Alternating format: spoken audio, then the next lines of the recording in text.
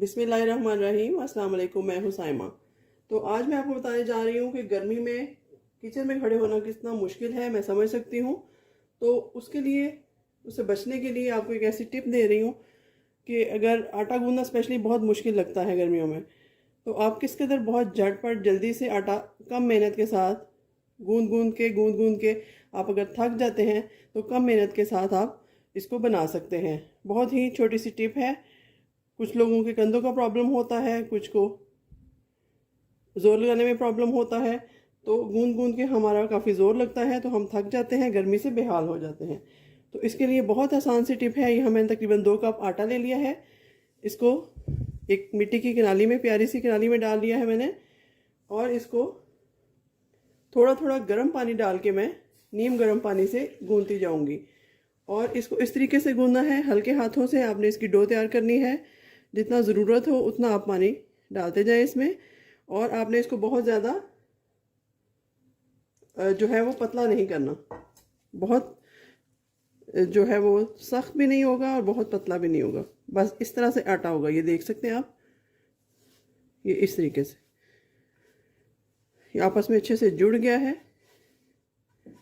और आपने देखा कि बहुत कम मेहनत से, बिल्कुल भी मेहनत नहीं लगी हमारी, और इसको हमने अच्छे से इसकी बाइंडिंग एक कर ली है, जैसे हम डो तैयार करते हैं।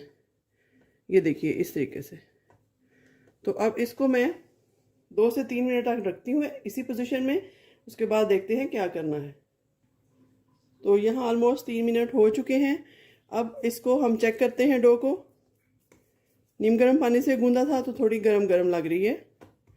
इसमें थोड़ा सा पानी वाला हाथ लगाएंगे हम, और बिल्कुल इस तरीके से ज़ोर नहीं लगाएंगे हम, बस इसको इस तरह से मसलेंगे थोड़ा थोड़ा, बहुत सॉफ्टली। ये इस तरह से मसल के हम जैसे मैदे की डो तैयार करते हैं ना पिज़्ज़ा के लिए और चिकन ब्रेड के लिए, उसी तरीके से हम इसको 5 से 6 मरतबा इस तरीके से हम इसकी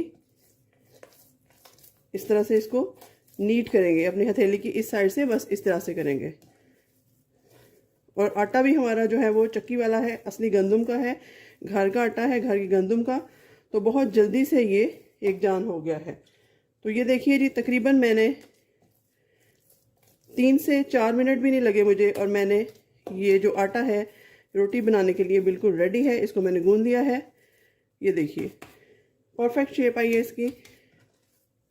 अगर आप इसको रखे बगैर, स्टे दिए बगैर अभी रोटी बनाना चाहते हैं तो अभी भी आप इसकी रोटी बना सकते हैं। तो चलिए इसको एक प्यारे से बर्तन में शिफ्ट करते हैं। ये मेरे पास एक प्यारा सा डब्बा है, यहाँ मैं आटा रखती हूँ। ये देखिए किस कदर खूबसूरती से और नीटनेस से आटा हमारा गूंद चुका है। तो आप भी यही मेथड अप्लाई कीजिएगा, ताकि आपको दूसरों को भी यही कहें कि आप यही तरीका अपनाएं और आसानी के साथ किचन में काम करें, गर्मी से बचें।